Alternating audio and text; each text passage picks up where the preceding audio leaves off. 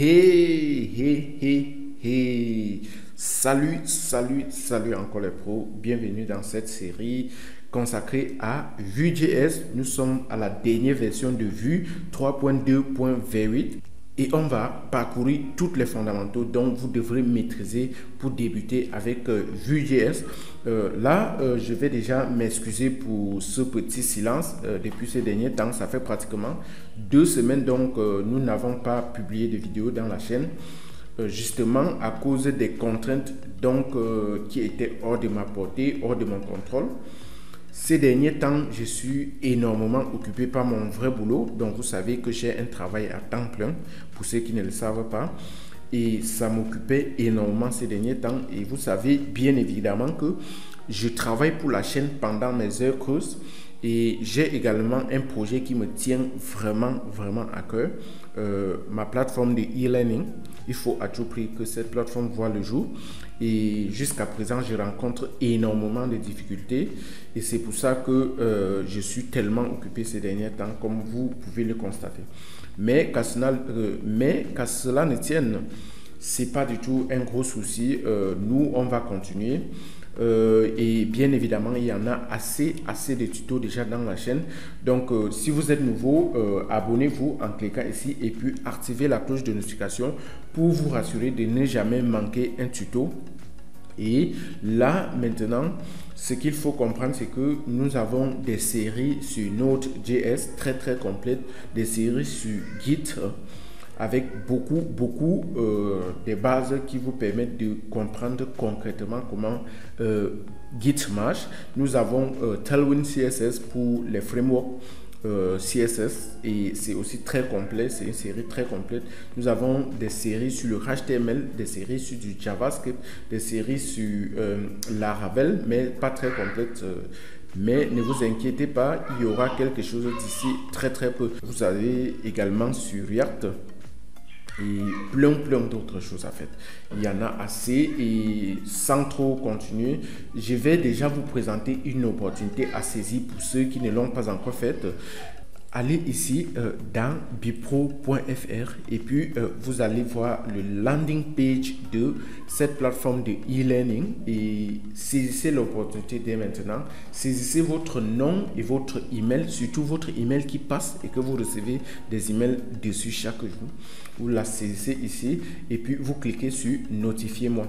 Donc ça peut être n'importe où. Vous pouvez également cliquer sur n'importe quel bouton ici. Vous aurez la possibilité de saisir votre nom et votre email. Et puis je vais vous ajouter sur ma mailing list, donc sur la liste de mes emails. Et puis dès le premier jour de lancement, je vais faire des réductions de 90% sur toutes les formations parce que c'est vraiment ce qui me tient à cœur. Je compte aider beaucoup de développeurs, particulièrement africains, mais bon, ça peut être au-delà de l'Afrique. Mais l'objectif, c'est d'aider plus les Africains, donc les prix seront extrêmement en conséquent et 90% de réduction et ce serait juste pour 3 jours. Donc, saisissez votre email et rassurez-vous d'être notifié dès les 3 premiers jours et que vous saisissez l'opportunité. Donc, donnez-moi encore environ 2 semaines. Je crois que 2 semaines, 3 maxi seraient suffisantes pour que la plateforme soit définitivement en ligne et que vous pouvez l'accéder. Et il y a pas mal de contraintes, donc, et vous savez, je bosse sur ça seul. Je ne gagne rien jusqu'à présent de tout ce que je fais, malgré tout mon investissement en termes d'argent, en termes de temps et tout ça. Donc, soutenez-moi en vous abonnant à la chaîne avant qu'on ne commence. Voilà, pour ne pas trop parler, on va démarrer avec notre série. Donc, ouvrez votre commande prompt. Moi, je suis ici dans PowerShell. Si vous êtes étonné à voir à quoi ressemble mon PowerShell, j'ai une vidéo que je vais ajouter dans la description qui pourra vous permettre de transformer votre PowerShell comme ceci. Donc, allez, cliquez sur le lien qui pop up en haut là et puis vous téléchargez et puis vous regardez la vidéo pour transformer votre PowerShell. PowerShell, c'est la commande prompt qui vient par défaut avec tout système d'exploitation Windows 10. Donc, allez, je vais mettre ici code espace point pour ouvrir le code de notre application dont nous sommes arrêté la dernière fois sur VS Code, comme vous pouvez bien le voir là. Et là, il est question maintenant de démarrer notre serveur. Bon, si vous ne vous rappelez plus quelle commande on tape pour démarrer le serveur qui est intégré dans notre application Vue.js, il vous faut tout simplement venir ici dans Package. Il y a une partie qui s'appelle Script. En fait, toutes les applications dont vous utilisez NPM, que ce soit React, Node et tout ça, il y aura la plupart du temps un fichier qui s'appelle package.json. Et à l'intérieur, il y a quelque chose qui s'appelle Script. Et dans ce script là, vous verrez qu'il y a toutes les commandes. Donc, et pour exécuter, ça c'est la première commande, ça c'est la deuxième commande et ça c'est la troisième commande. Pour exécuter la première commande, c'est pour servir, donc c'est pour démarrer le serveur. Vous mettez tout simplement npm run. Donc je vais rentrer dans mon dans ma commande prompt et puis je vais mettre npm run serve, le nom de ma première commande. J'appuie sur entrée.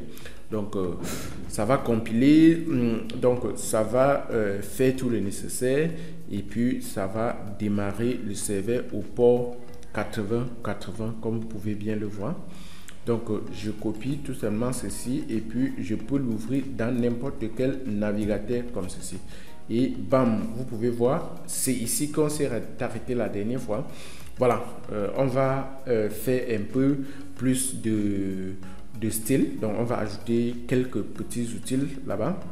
Donc on va ajouter quelques petits éléments, donc notamment les H1 pour rendre la chose un peu plus intéressante. Et il y en avait même peut-être déjà. Donc je vais déjà me rassurer que je ferme l'explorateur ici, des fichiers ici, pour que les choses soient plus claires. Nous sommes ici dans la composante modal que nous avons créée précédemment. Donc je mets un H1 et puis je dis titre du modal. Voilà, titre du modal. Si on regarde ici, c'est un peu trop grand là. Je pense que son CSS doit être un peu trop haute. Pourquoi? Bon, il n'y a pas de H1 ici. Ça veut dire que c'est peut-être la composante parent. Et d'ailleurs, je vais commencer par vous expliquer. Voilà. Vous voyez, ça, c'est le style de la composante parent. Donc, la composante qu'on a appelée ici app.vue.js. Donc, là, il faut réduire forcément ici. C'est jusqu'à 4 REM. Je crois que 3 peut être pas mal. Voilà, super.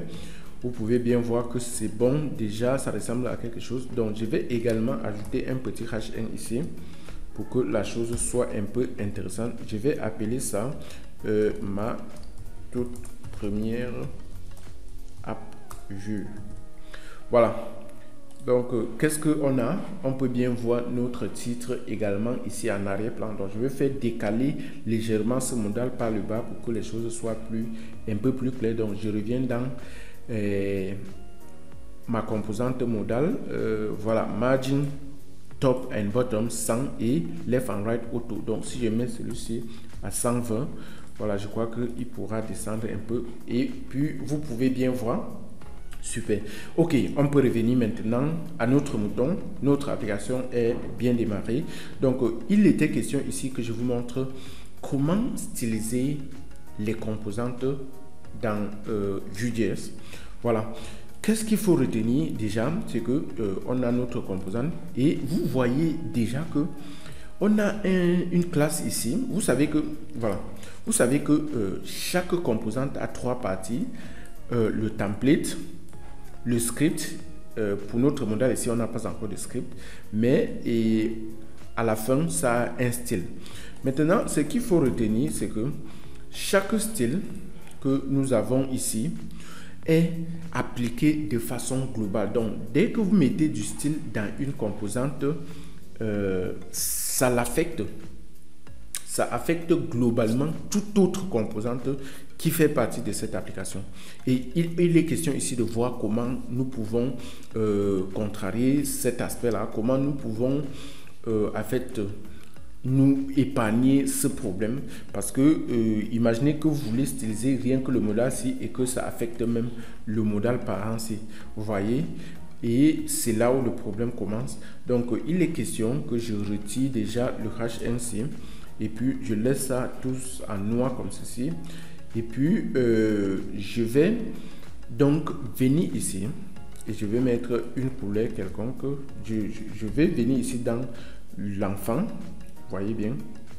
et je dis H1, je dis font size.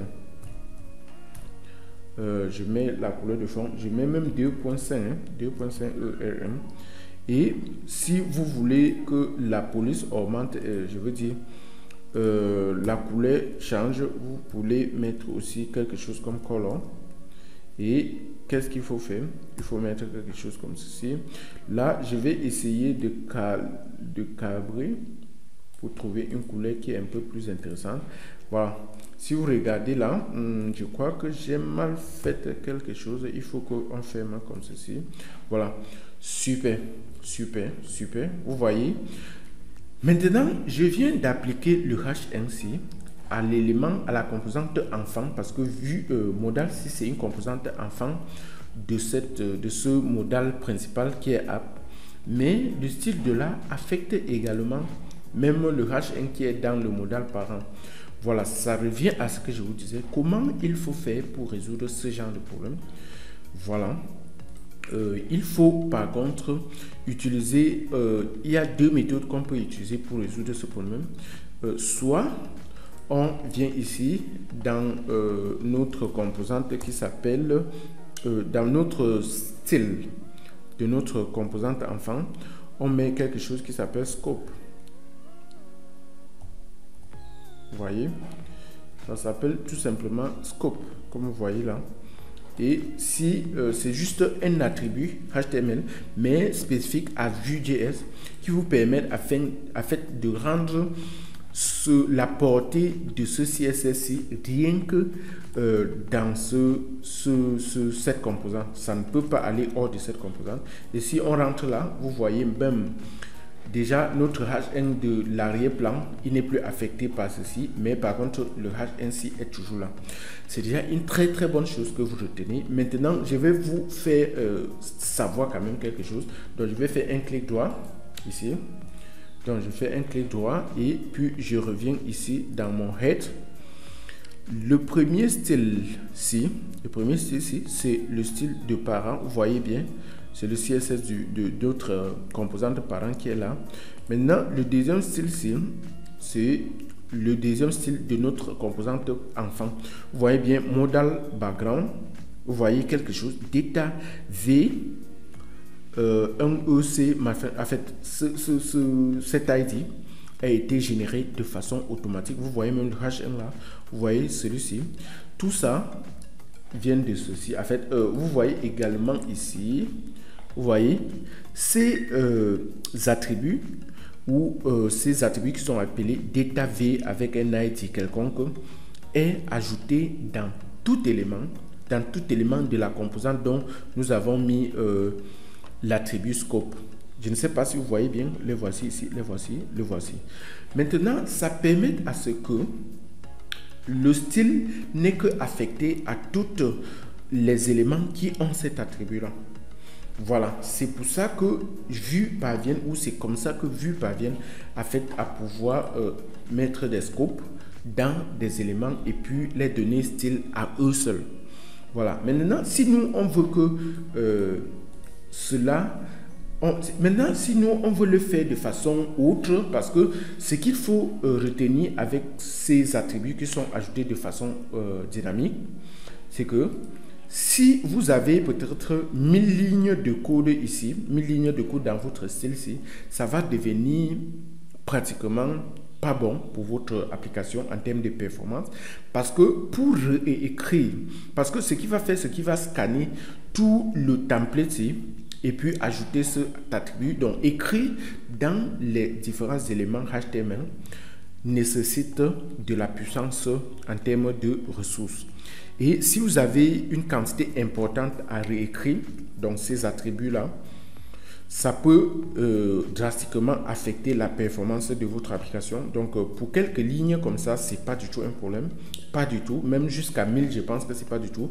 Mais si vous avez une vraie grosse application et que vous passez le temps, par exemple une grosse application peut avoir disons 100-200 composantes, et si chaque composante de ces 200 composantes a une attribut scope, il va falloir générer pratiquement 200 ID et réécrire dans tous les différents 200 pages et automatiquement ça va affecter énormément votre application.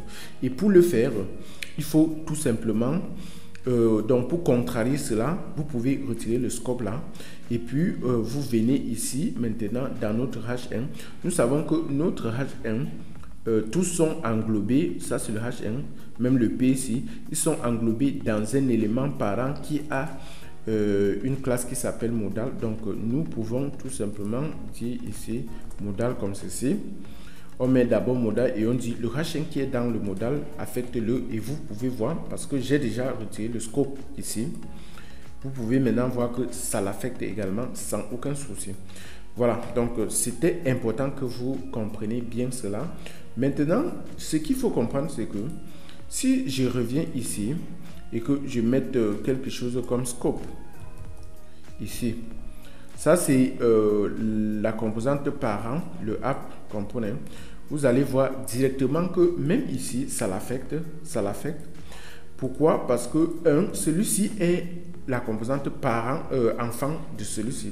Mais ce qui est plus important à notifier ici, c'est que un clic droit pour vérifier ici, pour ceci, vous allez voir que notre app ici, il n'est pas affecté parce que tous les éléments qui sont dans ce app, voici le app affect, je veux dire le template de la composante parent, il a le app ici, mais il n'a pas le data v- avec les ID, parce que le truc ici n'affecte, le scope n'affecte que sur les éléments qui appartiennent au template. Maintenant, regardez bien, voici le template de notre parent, donc de notre composante app.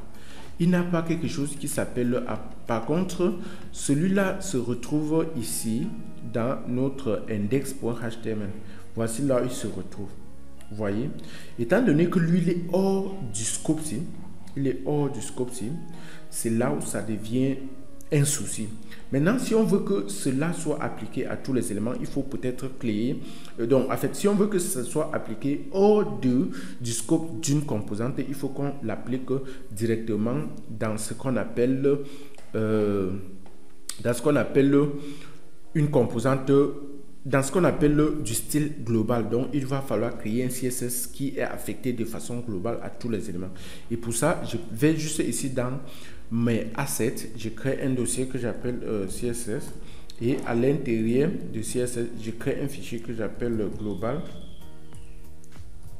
global.css, comme ceci. Et puis, je vais devoir mettre quelque chose à l'intérieur. Et cette chose, c'est quoi? Par exemple, je veux peut-être que le body. Donc, je reviens ici déjà, je retire le scope ici. Voilà. Et puis, je reviens ici, je dis body, je dis margin de 0 parce qu'il y a un certain margin là qui est là. Je veux retirer le margin ici.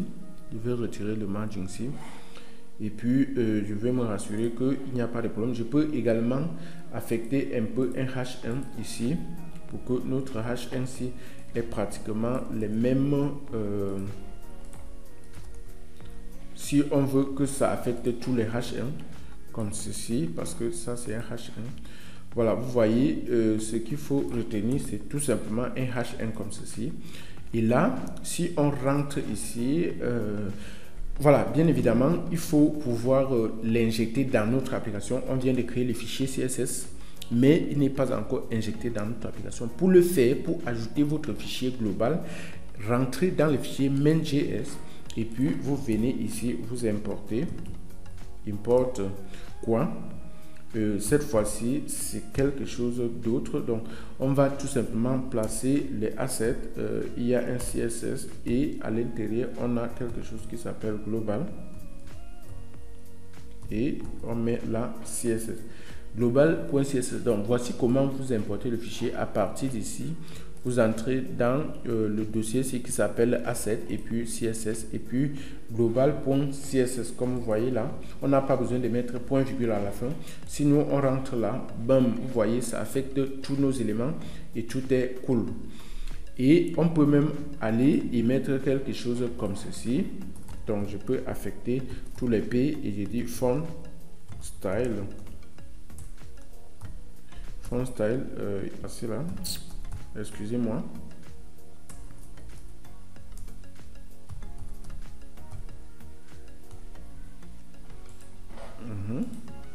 Voilà, vous pouvez voir que le P ici est devenu italique. Bon, on augmente un peu le font size pour que vous voyez bien. Si on met ça à 1,8 rem, ça peut être intéressant. Voilà, sinon on revient là. Vous voyez, c'est bien en Italie là. Maintenant, ça affecte même jusqu'à la composante qui est dans l'élément enfant, qui est le modal par exemple. Et si on veut le override, donc on veut réécrire ça, on peut juste créer quelque chose ici et on dit peut-être font style, font style. On dit normal par exemple. Et là, directement, ça va pouvoir emporter sur le style qui a été écrit dans l'élément, dans notre CSS global. Donc le CSS emporte et si on regarde, je crois qu'il faut rafraîchir la page. Je ne sais pas si... Ah bon, il faut déjà mettre d'abord modal, comme ceci. Parce que il faut bien spécifier pour que ça puisse mieux l'affecter. Vous voyez, automatiquement, ça redresse ça. Voilà, donc c'était comment vous pouvez gérer des styles dans une application Vue et c'était très important que nous voyons ça un peu plus en profondeur comme ceci. Regardez la vidéo si vous n'avez pas bien compris et surtout n'oubliez pas de laisser un pouce bleu, c'est assez important pour que les vidéos soient mises en avant et surtout abonnez-vous à la chaîne si ce n'est pas encore le cas.